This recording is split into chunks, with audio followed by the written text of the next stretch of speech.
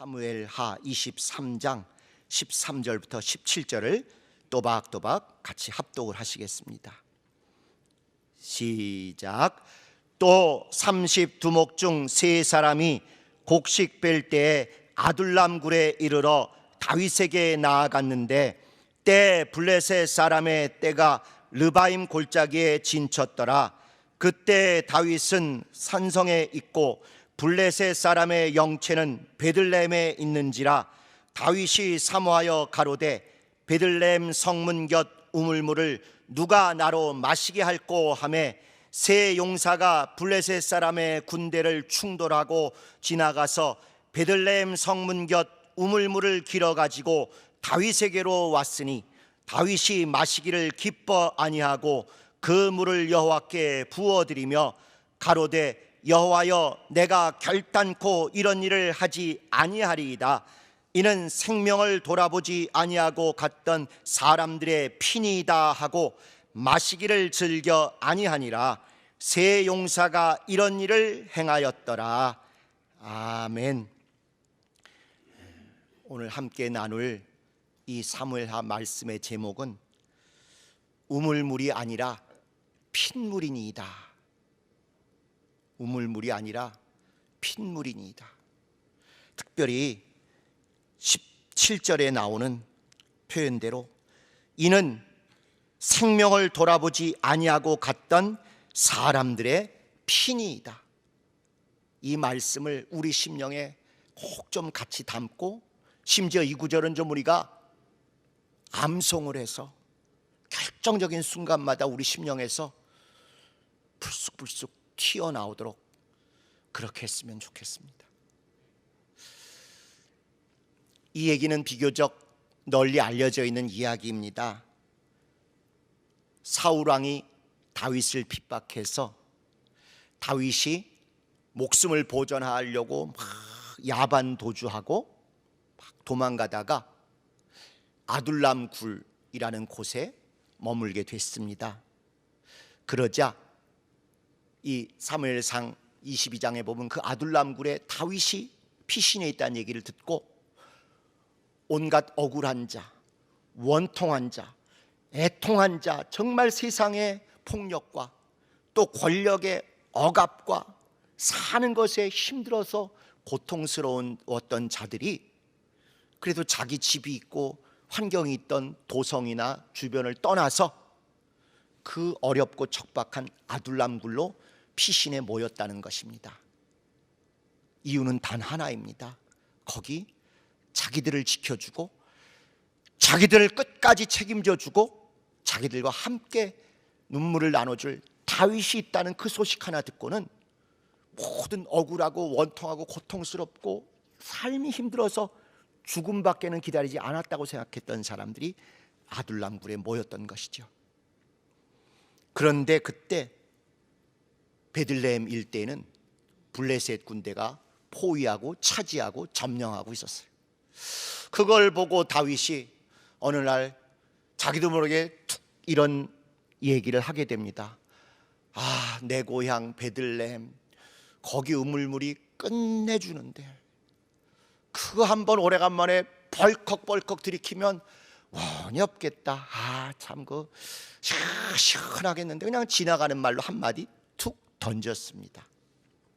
그런데 다윗과 함께 있던 여러 용맹스러운 용사들, 백성들 다 합쳐서 약 400명쯤이라고 앞에는 있는데 그 중에 세 용사가 듣자마자 주저하지 아니하고 그걸 셋이 막 의기투합해서 마치 삼국지 유비 관우 장비 마냥 막 셋이 돌진해가지고 블레셋이 포위하고 점령하고 있었던 베들레헴 성을 뚫고 들어가서 거기에 그 다윗이 생각하고 있는 우물물을 길어다가 호리병에다 담아가지고 와서 다윗에게 딱 바쳤다는 얘기입니다. 그제서야 다윗이 제정신이 든 것이죠.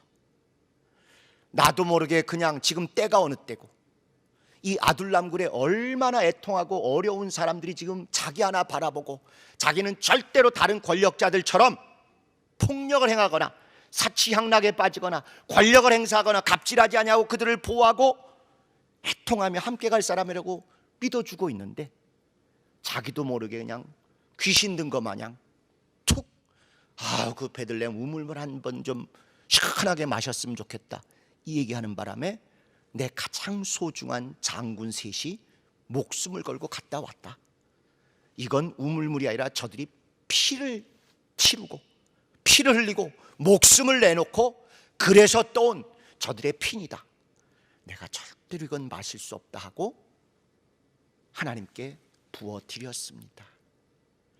못된 폭군들 같았으면 대단해, 수고했어, 내가 먹지 하고 들이켰겠죠. 그러나 그래도 양심이 있고 믿음이 있고 진심이 있고 백성을 사랑하는 그런 다윗 왕이기였기에 뒤늦게나마 덜컹 성령의 감화감동하심으로 깨닫고는 그 물을 마시지 않고 이렇게 하나님께 부어드렸습니다. 아둘람 굴에서 모든 비참한 사람들의 신원자요, 동고동락자로 있었을 그 다윗 왕의 모습입니다. 여러분, 아둘람 굴은 우리가 알고 있는 도피성보다 더 중요한 복음의 장소입니다. 우리가 도피성에 대해서는 잘 아시죠? 그러나 도피성은 어떤 사람이 와요? 비록 과실이었을지언정 살인을 한 사람들이 오는 곳입니다. 그런데 아둘람 굴에는 살인한 사람들이 온 정도가 아니라 너무너무 애통하고 억울하고 원통하고 억압되고 소망이 없는, 정말 세상이 버린 것 같은 그런 사람들이 온 가장 주님의 관심이 있는 그런 곳입니다. 그런데 거기에 오직 다윗 하나 보고 왔는데 다윗마저도 순간 제정신 못 차리고 이렇게 경솔한 망언을 하는 바람에 핏값을 치르고 겨우 물 한 병 얻어오게 됐고, 그것을 다윗은 못 먹고 주님께 부어주었습니다. 대신 그 세 용사는 아마 칭찬을 들었겠지요. 보통 설교들을 어떻게 하느냐면 이 제가 가진 성경 밑에 이렇게 나와 있습니다. 다윗의 세 용사로부터 얻는 교훈: 남들보다 먼저 나아간 믿음의 사람이다. 강제가 아니고 자원함으로 나아갔다. 지도자 다윗이 얼마나 소중한지를 깨닫고 그를 위해서 모든 희생을 다했다. 자신들의 목숨을 주군을 섬기는데 아끼지 않았다. 자신보다 전체의 유익, 사실은 두목의 유익을 먼저 생각했다. 사소한 일에도 충성을 다했다. 그러므로 우리도 교회를 위해서, 주님을 위해서, 거기까지는 좋은데 목사님을 위해서 이렇게 충성을 다하고 그분이 원하는 것이면 반드시 이루어 드리도록 그렇게 최선을 다하자. 이렇게 모든 대부분의 설교들이 마무리를 짓습니다. 이게 구약의 설교입니다. 율법의 설교입니다. 유교적인 설교입니다. 삼국지적인 그런 윤리 교훈입니다. 주님이 이것을 이렇게 써주셨을 때는 정말 보이지 않았던 것들을 보라는 것입니다. 우선 세 용사 한번 생각해 보세요. 지금 상황이 어떻고 백성들이 얼마나 힘들어 있고, 이것보다 그저 권력자의 그 말 한마디, 권력자의 심기, 권력자의 기호, 권력자의 그 입술만 바라보고 사는 해바라기 같은 중진들이었을 수도 있는 것입니다. 무조건 왕의 심기만 관리하고 왕이 하라는 대로만 하면 충성이라고 생각하는 뇌가 비어있는 사람들일 수도 있는 거예요. 한 번은 어쩔 수 없이 그렇게 했다 할지라도 그러시면 안 됩니다. 건의도 하고 백성들이 어떻게 생각하겠습니까? 다시는 그러지 마시오, 제발 방지되도록 이런 얘기도 했어야 되는 것입니다. 다윗도 마찬가지입니다.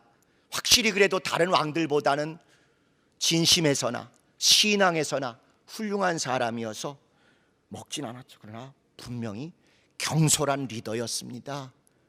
충동적으로 그 말을, 상황, 백성들의 여건 생각지 안 하고 툭 뱉어서 가장 소중한 용사들을 정말 덧없이 목숨을 날아가게 할 뻔한 그런 순간이죠. 자기의 취향, 자기의 선호, 자기의 고집을 강요할 수도 있는 그런 순간입니다. 비록 뒤늦게 후회를 했어요.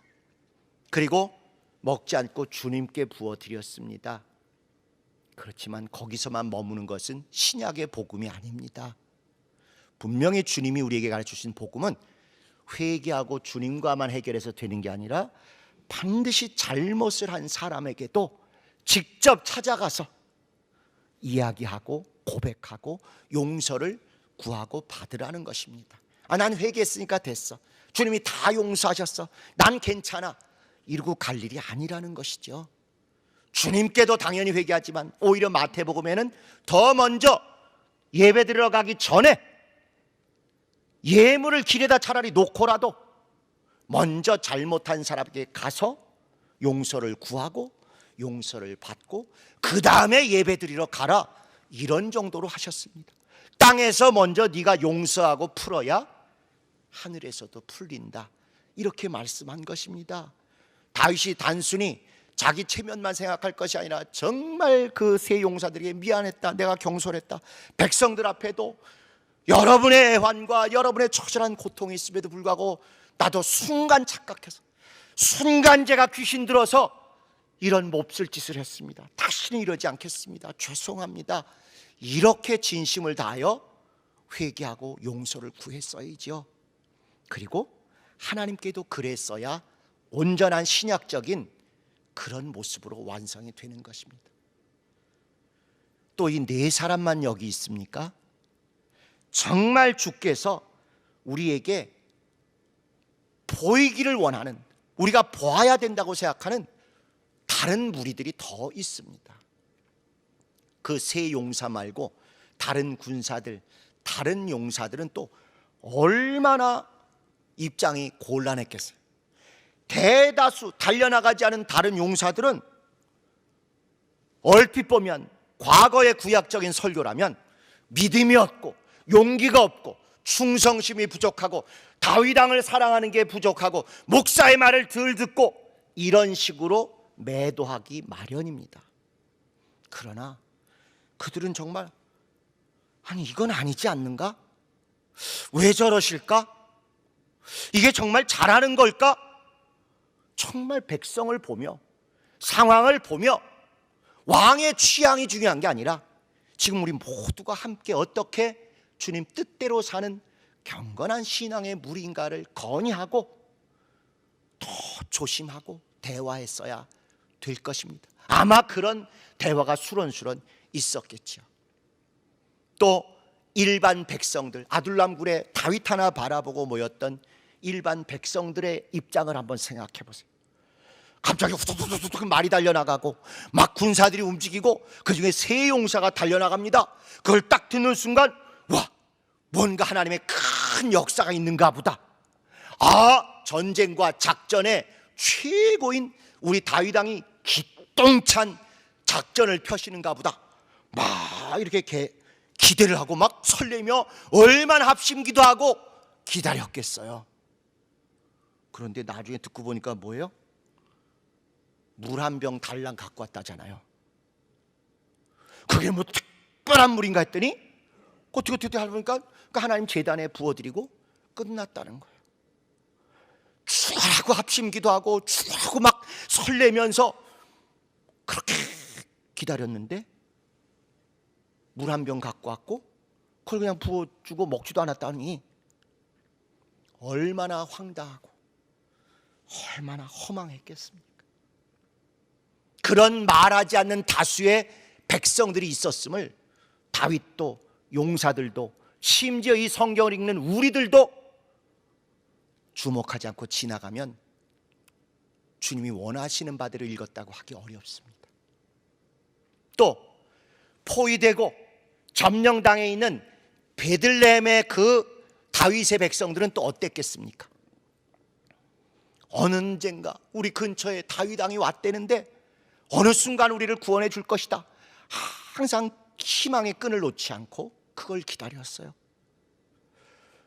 갑자기 막 자기들을 둘러싸고 있던 블레셋 군대가 동요하고 어쩔 줄 모르고 막 시끌시끌하고 난리 떨고 아마 사이렌이 울리고 이랬을 수도 있겠죠. 드디어 다윗 왕이 온다. 다윗 왕이 우리를 구원하러 온다. 다윗 왕이 우리를 해방시키러 온다. 막 하고 정신 차리고 여차하면 우리도 낫을 들고 도끼를 들고 그렇게라도 쳐들어 나가자. 한 목숨 바쳐서라도 베들레헴 우리가 구원 받게 하는데 힘을 더하자. 이러고 있었는데 금방 끝났어요. 아니 무슨 일이었대? 알아봐. 어떻게 된 건가? 다윗 왕이 혹시 잘못된 거야? 물어봤는데 그냥 뭐 두세 명이 후다닥 왔다가 물 한 병 길어 갔대. 그 얘기를 듣고는 역시 뭐야 그럼 아니었던 거야? 허망하고 황당한 건 말할 것도 없거니와 배신감까지 느끼지 않았겠습니까? 아니 다윗 왕이 그럼 우리를 버린 거야? 꼭 우리 교계협과 우리 모두의 입장하고 비슷하죠.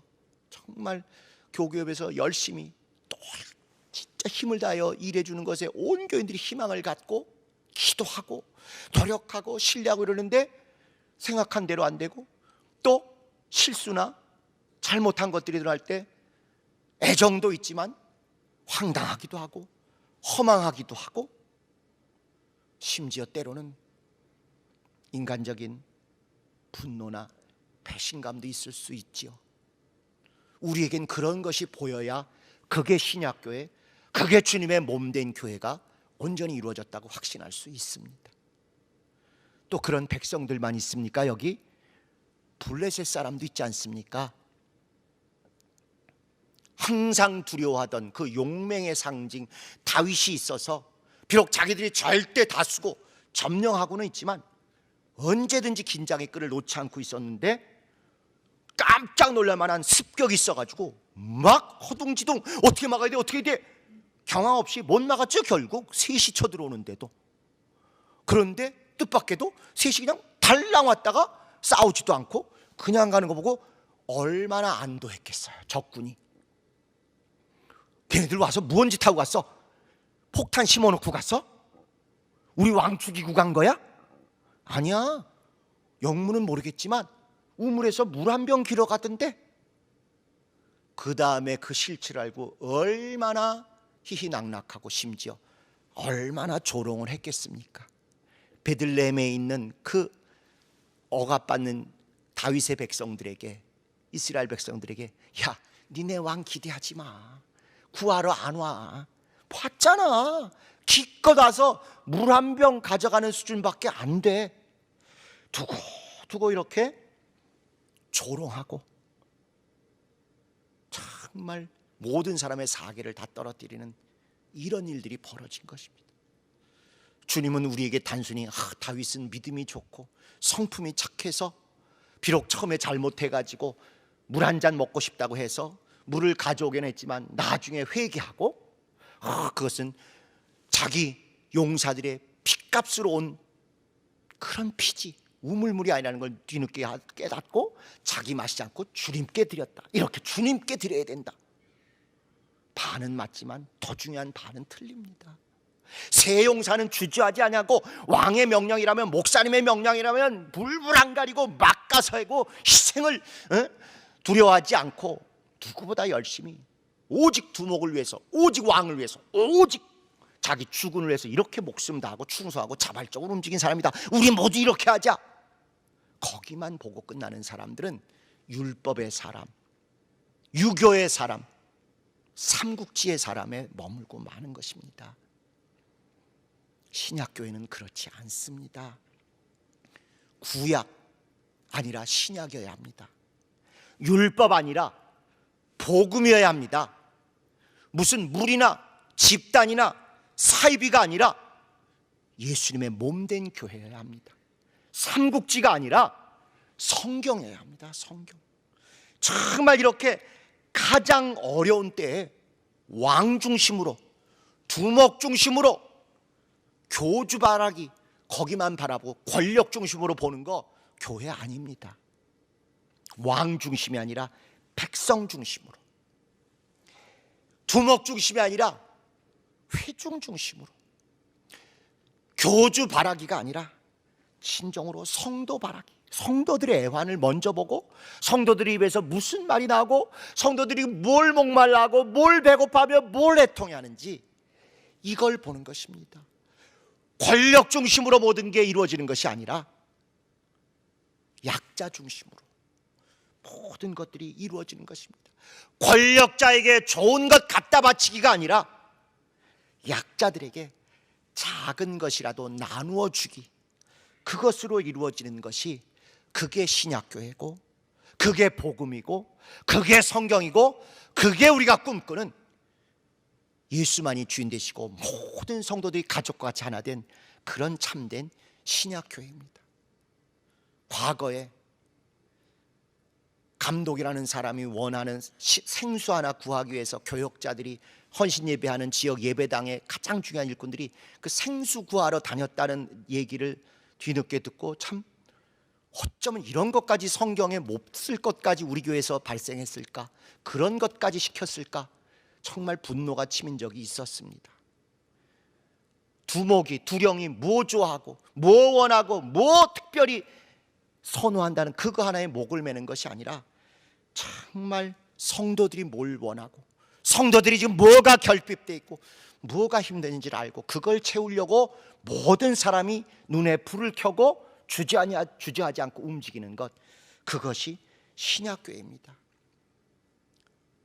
권력자 중심이 아니라 가장 약한 자 중심으로 모든 관심이 모여가고 그것 중심으로 가는 것이 신약교회입니다. 성도를 중심으로, 이웃을 중심으로, 새 생명부같이 도움이 필요하고 애통함이 넘치는 그런 데를 위해서 먼저 마음을 쓰고, 거기에 항상 눈과 마음이 먼저 가 있는 교회, 그 교회가 예수님이 주인 되신 참된 신약교회입니다.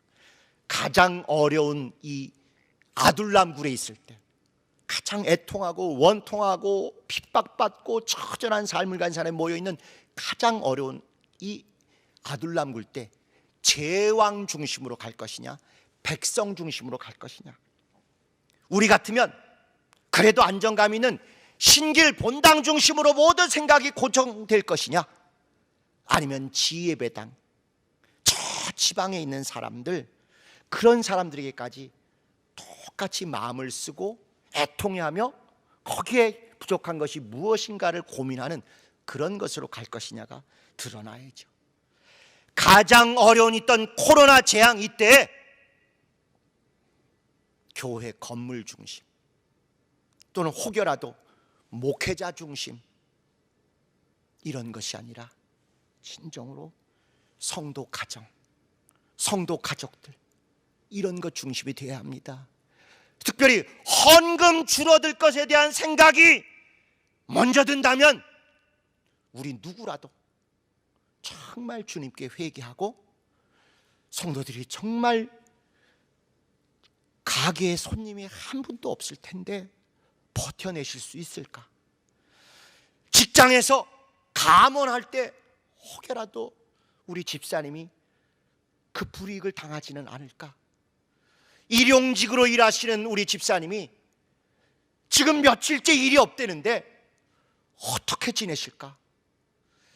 이것에 대한 애통함이 정말 가족 굶는 것 같은 똑같은 충격과 떨림으로 우리 마음에 와 닿아야, 그래야 우리가 참된 신약교회요, 참된 아둘람굴의 주님과 함께하는 그런 성도의 모습입니다. 뿐만 아니라 환자, 노약자, 정말 극빈자들이 어떻게 지내고 있을까? 마스크 살 돈도 분명히 없을 텐데, 원래도 기침을 콜록콜록 하셨는데 어떻게 지낼까? 거기에 우리 마음이 모여져야 합니다. 시골에 계신 우리 어머니 어떻게 지내실까에 대한 생각은 우리가 금방금방 들지요. 거기에만 머문다면 그건 구약 육체의 관계에 머문다고 볼 수도 있습니다.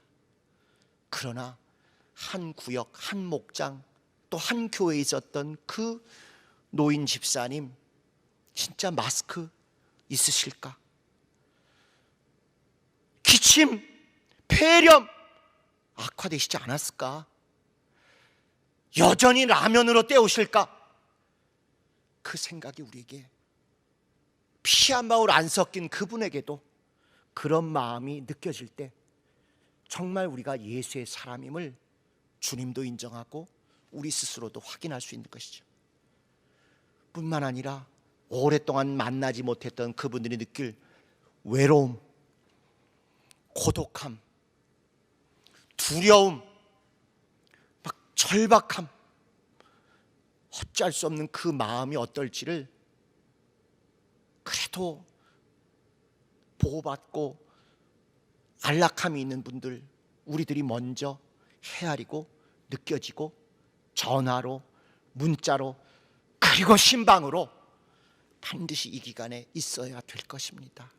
그것이 아둘람 굴에서 물 한 병 달랑 들고 온 다윗과는 구별되는 정말 예수의 피로 말미암은 은혜를 받은 우리들의 정상적인 모습이지요.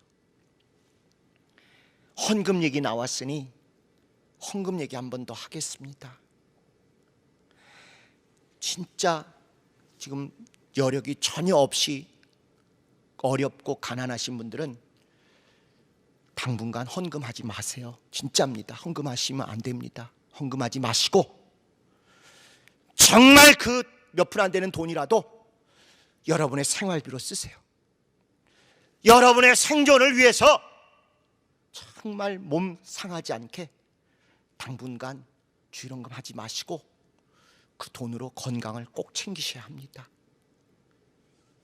그 돈으로 마스크라도 꼭 얻으셔서 여러분의 건강, 여러분의 생활, 여러분의 생존을 꼭 챙기셔야 합니다. 또 아주 근근히 겨우겨우 버틸 만한 정도로 지나가시는 분들도 주일 헌금 안 하셔도 됩니다.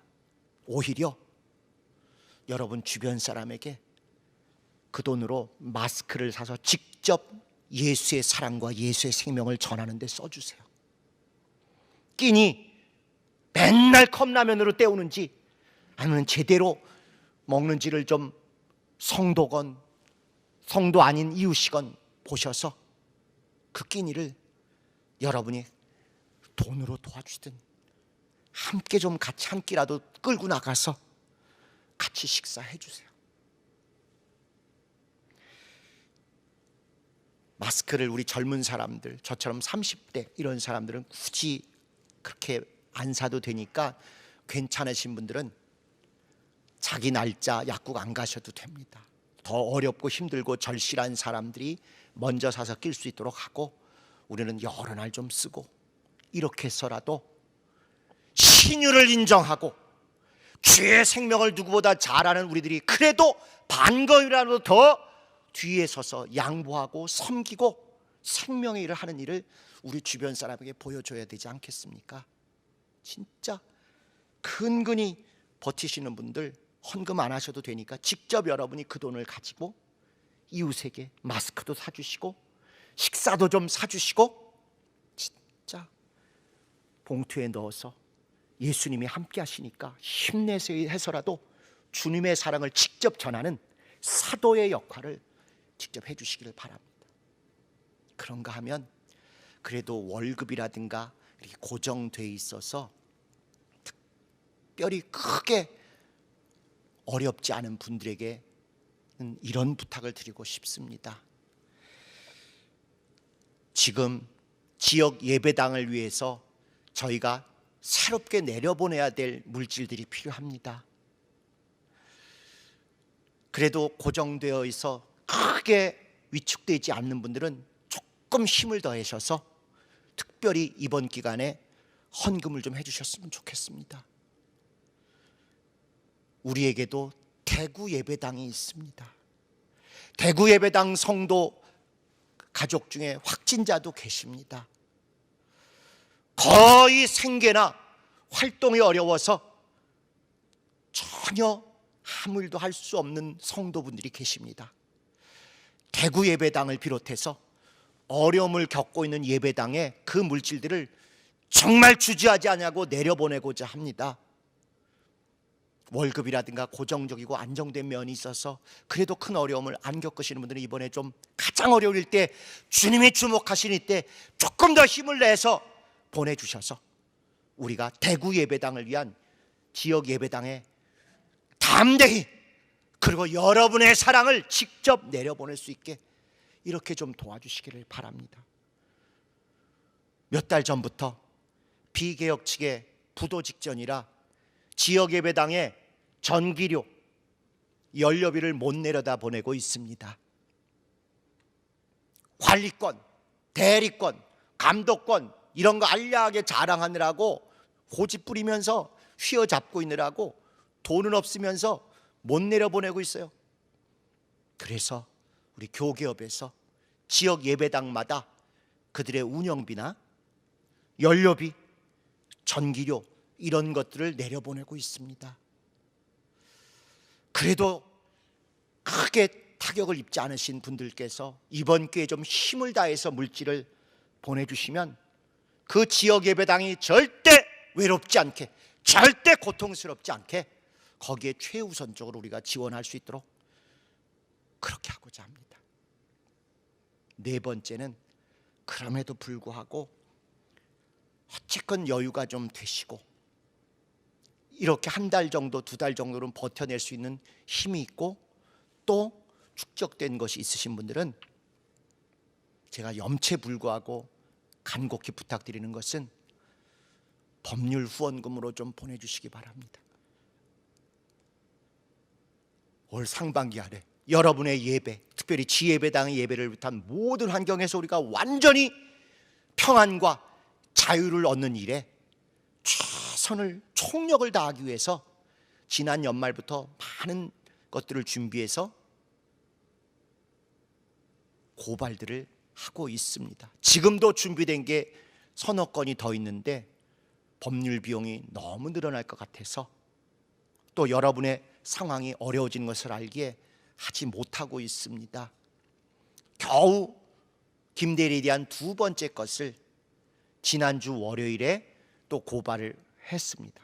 반드시 이 봄이 가기 전에 내려오도록 하기 위해서 총력을 다해서 5건 이상을 준비해 놓고 있는데 법률 비용은 아무 헌금에서나 저희가 꺼냈을 수 없는 그런 것이다 보니까 강력한 무기를 준비했음에도 불구하고 주저하여 못하고 있습니다.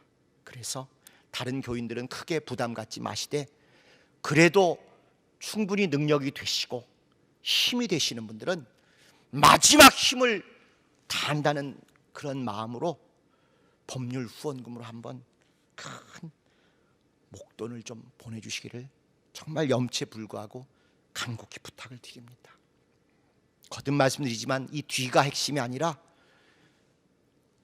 아무 일이 없고 수입이 없는 분들 절대 헌금 때문에 위축되거나 죄송스러워하거나 몸둘 바를 몰라 하지 마십시오. 예배를 사모하고 기도하며 여러분이 입을 열어서 드리는 찬양이 어떤 억만금보다도 가장 소중하고 영광스러운 예물이 돼서 하나님께 상달되었고 상달될 것입니다. 당분간 헌금하지 마시고 정말 여러분의 건강, 생활, 생존을 위해서 꼭 진심을 다하여 주님께 쓰십시오. 여러분은 성숙한 신앙이기 때문에 충분히 그러고 상황이 좋아지면 얼마든지 또 주님께 드릴 뿐임을 우리는 서로 믿기 때문에, 신약 성도임을 100% 믿기 때문에 담대히 우리가 이렇게 서로 격려하며 더 신뢰할 수 있는 것입니다. 근근히 버티시는 분들도 헌금 때문에 부담 갖지 마시고 정말 마스크나 식사나 작은 물질을 통해서 주변에 있는 이웃들을 섬기는데 그렇게 써주시기를 바랍니다. 그렇지만 꼭 한마디 더 한다면 이건 제가 정말 죄송스럽고 관계된 분들에게 너무 죄스럽긴 한데요, 교인들이 이러한데 저희 교역자들도 결코 그대로 사례를 받을 수는 없습니다. 그건 여러분이 말리셔도 주님 앞에서도 다윗보다도 못할 수는 없지 않겠습니까? 교계업의 살림을 담당하시는 분들께서 정말 사정에 잘 맞추셔서 교역자들의 사례도 충분히 교인들의 고통과 애환에 부끄럽지 않도록 그렇게 조절해 주시기를 간곡히 부탁을 드립니다. 이건 정말 교역자 전체 분들에 대한 이야기인데 제가 주제 넘게 말씀을 드리게 되긴 합니다만은, 그래도 우리가 이 말씀 앞에서 이것을 고백하지 않는다면 어찌 보면 정직하지 않은 설교라 그런 찔림이 옵니다. 자, 여러분, 지금 이 기간은 우리는 코로나 재앙이라고 보지만 교회력으로는 지금이 고난의 사순절 기간입니다. 2월 말부터 4월 초까지가 6주 동안 주일을 빼고 40일간 십자가에 죽으실 주님의 고난을 생각하며 고난에 동참하며 주님의 고난, 그것이 나와 내 교회의 고난, 그리고 온 우주의 피조물의 고난임을 상고하고 겸손하고 회개하며 상고하고 묵상하는 그런 기간입니다. 그것이 지나고 나면 주님의 죽으심과 부활하심과 영광에 이르는 부활절이 4월 12일 주일에 우리에게 찾아옵니다. 예배당에 가지 못하고 함께 예배드리지 못하고 가족들, 일가 친척보다 더 가까이 지냈던 성도들을 만나지 못했던 고난, 애틋함, 애통함, 교역자들과 함께 기도하고 은혜 나누지 못했던 재앙 중에 재앙, 저주 중에 저주 같은 이런 상황이 주님의 사순절, 교회의 사순절, 십자가 지시는 주님의 고난을 기억하는 이 40일 고스란히 우리에게 주어진 것입니다. 은혜롭고 성경적이고 영광의 순간이지요. 주님은 이 고난을 지나셔서 영광의 부활에 이르셨습니다. 하필 이 재앙의 제목이 코로나입니다. 코로나. 들으셔서 아시겠지만 코로나라는 뜻은 그 세균 생긴 게 왕관같이 생겨서 코로나라고 붙였다고 합니다. 그런데 그 왕관, 그것을 관 쓰시고 왕 중 왕이 되시고 대관식하시고 즉위하시고 영광의 보좌에 앉으신 그분의 그 일을 영어로 코로네이션이라고 합니다. 대관식, 즉위식. 우리가 코로나라는 재앙, 세균, 연병 때문에 고통을 겪고 있는 이것은 주님의 고난을 넘어서 주님이 왕이 되시고 영광의 보좌에 오르신 대관식, 후사가 되시고 왕 중 왕이 되신 즉위식, 이 코로네이션의 당연한 그 길을 우리가 따라가고 있는 것입니다. 똑같은 재앙을, 똑같은 질병을, 똑같은 연병을 저주와 멸망과 고통으로만 보고 마는 세상의 눈이 아니라 주님의 고난, 사순절에 주님과 함께함을 지나서 십자가 죽음과 부활과 영광에 이르는 영광으로 보는 사람, 코로나에서 코로네이션, 대관식에 이르는 주님의 영광을 보면서 거기에 함께 영광에 참여하는 것을 보는 왕 같은 권세를 내다보는 신령한 사람이 되는 것, 그것이 우리가 배운 성경이요 주님의 말씀이요 주님의 뜻입니다. 그것이 우리를 부활절에 기다리고 있는 것이죠. 이스라엘은 가장 어려운 바벨론 포로기가 있었습니다. 성전이 다 무너지고 성전에 가서 제사를 못 드리는 거예요. 우리와 똑같지요. 예배당에 못 가고 예배당에서 예배 못 드리고 가정에서도 정말 포로같이 갇혀있는 그런 생활을 합니다. 가장 저주받고 멸망하는 성전 없는 그때 구약시대 뜻밖에도 이들은 이런 최고 저주와 멸망 가운데 새로운 신학, 새로운 신앙, 새로운 교회를 체험하게 됐어요. 그게 무엇이냐? 바로 이제 성전에 모이지 말고 가정이 성전이다. 가정에서 가장이 각 가정의 대제사장 역할을 하면 된다. 이런 깜짝 놀랄 만한 새 신학, 새 신앙, 새 교회를 알게 될 것입니다. 그런 준비 작업 덕분에 예수님이 오셔서 이 성전을 헐라 내가 사흘 만에 지으리라 하시더니 우리 모두를 성전 삼으시고 우리 안에 들어오셔서 성령으로 충만하게 함께 임마누엘의 은혜를 체험하게 하신 것이죠. 지금 우리가 체험하는 이것이 바로 성전이 무너져서 오히려 더 새로운 신앙을 체험한 이스라엘의 신앙을 신약시대에 체험하는 것입니다. 가정교회, 그리고 가장이 그 각 가정의 제사장이 되는 것입니다.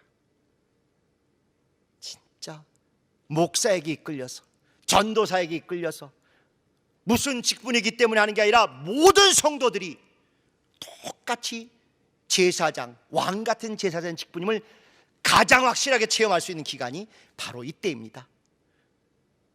코로나가 우리를 막았어도 오히려 가정교회에서 가장이 제사장이 되어서 최고의 신약성도다운 교회를 이루는 데 성공하고, 거기서 고난을 뛰어넘는 코로네이션, 대관, 즉위, 왕이 되시고 후사가 되시는 그분과 함께하는 체험을 예배당보다 더 실감나게 각 가정에서 느끼게 되는 것이죠.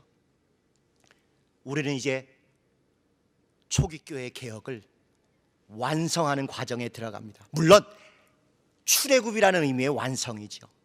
그 초기에 초기교회를 특징지었던 두 가지 특별한 예배가 있었으니, 하나는 카타콤 예배입니다.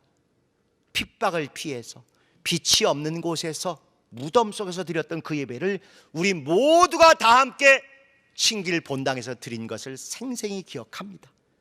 개혁의 초기에 어둠 속에서 정말 하늘의 영광을 사모하며 하나님의 영광의 빛으로 드렸던 카타콤 예배로 개혁의 문을 열었다면, 개혁 3주년은 초기교회의 또 다른 특징인 가정교회, 가정예배를 통해서 그것을 어느 때보다도 실감나게 성숙한 신약성도답게 예배에 성공하여야 마땅합니다. 예배당에 오면 분위기 때문에 감동돼서 신령과 진정으로 잘 드리지만, 집에서 드리면 느긋하고 풀어져서 대충 텔레비 보는 마음으로 드린다, 이건 신약성도 아니고 개혁된 교회 아니고 성도가 교회라는 그 최고의 신약의 마음에 옳지 않습니다. 진짜 우리의 개혁은 우리 각자가 신약교회 다음을 온전히 회복하는 거 아니겠습니까? 카타콤 예배는 오히려 은혜 받기 좋아요. 자동적으로 모이면 저절로 은혜가 됩니다. 그거는 어린아이도 되는 낮은 수준의 믿음이에요. 더 장성한 믿음, 어른의 믿음은 아무 억압도 없고 아무 한계도 없는 가정에서 내가 정말 신령과 진정으로 예배당 때보다 더 절실함으로 직접 대면하여 드리는 예배보다 더 몰두하고 몰입하며 집중하여서 텔레비 화면을 통해서 신령과 진정, 은혜와 거룩, 영감과 기쁨이 넘치는 예배를 드리게 될 때 진정 우리가 신령한 최고의 예배에 성공하게 되는 것입니다. 그래서 그게 되는 여러분들에게 구제도, 직접 그 헌금을 여러분이 가서 이웃 사람에게 좀 진심을 다하여 예수 천당 불신종만 전할 것이 아니라 마스크와 식사와 따뜻한 말과 정말 중고등학생들 물질로라도 힘이 되게 이렇게 해주신다면 성숙한 여러분들의 신앙을 우리 모두가 주님 앞에 인정받는 것입니다. 과거에는 그런 거 일치하지 말고 무조건 교회로 드려라, 교회가 알아서 다 한다. 왜? 성도들을 못 믿는 거죠. 성도들을 얕잡아 보는 거죠. 저들은 헌금 안 뜯어내면 돈 안 낼 사람이다, 이렇게 보니까 헌금을 억지로라도 모이게 하고 하게 하고 주머니를 돌려서라도 넣게 해야 된다. 그래야 교회가 돈이 모인다. 이게 율법적 교회, 구약적 교회, 집단적 교회입니다. 정말 여러분이 성숙한 신약의 성도라면 집에서 드리는 예배에서 오히려 더 집중력과 더 깨어 경성하는 마음을 가지고 신령과 진정의 예배에 성공하여 마땅하고 그러시리라고 확신을 합니다. 더 물질로 헌금도 하지만 오히려 교회나 교역자만이 다 잘하는 사람들이 아니라 여러분의 진실한 믿음, 주님이 보시는 것을 알고 이웃에게 그렇게 선을 행하고 가장 절실할 때 생명을 나누는 그 일을 할 때 여러분이 진정한 신약 성도임을 주 앞에 인정받게 될 것입니다. 마무리하도록 하겠습니다. 다윗은 그 소중한 용사들의 피를 뿌려서 겨우 우물물 하나 달랑 한 병 가져왔습니다. 이건 우물물이 아니라 생명을 돌아보지 않고 갔던 사람들의 피니이다. 그러나 우리 주님은 직접 자기 피를 흘리셔서 우리에게 영원히 목마르지 아니할 우물물을 주셨습니다. 자기 옆구리를 터뜨리셔서 우리 배에서 생수의 강이 터져 나오도록 그렇게 우리를 살리셨습니다. 그래서 처음 오셔서 전도하신 첫사람이 우물가의 여인, 사마리아 여인 아니겠습니까? 절망하고 아무 희망이 없던 그 여인에게 오셔서 직접 내가 영원히 목마르지 않을 생수, 영원히 뜨러 왔다 갔다 하지 않을 우물물을 먹게 될 것이다. 왜? 내가 내 옆구리를 터져 내 피를 흘림으로 말미암아 너에게 영원히 목마르지 않을 핏물, 생수, 영원한 우물물을 주시겠다. 이렇게 말씀하셨습니다. 인간 다윗이 어리석게 부하들의, 백성들의, 성도들의 처절한 피를 바꿔서 생수 하나로 바꿔서 벌컥벌컥 들이킬 뻔했다가 회개하고 뉘우쳤지만 그 정도가 아니라 그 주변 사람들의 애환, 황당함, 허망함, 배신감, 이런 것들까지 우리가 봐야 예수의 사람 신약교회입니다. 이제 우리는 주님이 직접 피를 흘리셔서 너희가 먹는 샘물이, 우물물이, 생수가 내 피로 산 물임을 알게 하셨습니다. 주님의 피로 우리 배에서 생수가 터지게 베풀으신 은혜를 기억하며 이 사순절 기간 동안 고난과 함께 영광도 바라보시기를 바랍니다. 코로나와 함께 코로네이션, 대관식, 즉위식, 영광의 주님과 함께 보좌에 갈 일을 생각하시기를 바랍니다. 오늘 특별히 예배 후에, 설교 후에 예수님이 누구신가 정말 애통하며 우는 자들의 그런 애환을 담은 찬송을 한번 할 것입니다. 그리고 그 다음에는 꽃들도라는 복음성가를 한 곡 더 하려고 합니다. 아시는 대로 일본이 방사능으로 큰 재앙을 입었을 때, 저주와 멸망으로 침체했을 때 그 땅을 하나님이 치유하시고 그 땅에 진정으로 꽃이 다시 피고 열매 맺고 주님의 영광, 예배, 교회가 세워질 것을 사모하며 드린 그 찬양입니다.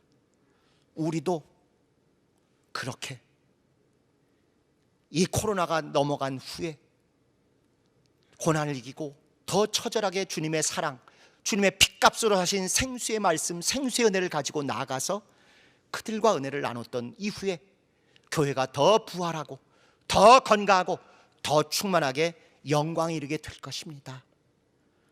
빨리 이겨내고 함께 야외로 나가서 예배 드리십시다. 개나리, 진달래, 벚꽃이 우리를 기다리고 있습니다. 영광의 예배가 우리를 기다리고 있습니다. 주님이 기다리시고 부활과 코로네이션, 대관, 영광이 기다리고 있습니다. 정말 우리 이 두 찬양을 통해서 이 고비를 이겨내고 오히려 더 흩어지는 교회로 이웃들에게 예수의 피로 사주신 생명의 생수를 들고 나가 은혜를 끼치고 사랑을 실천하는 데 성공하는 여러분 되시기를 예수 이름으로 축원합니다.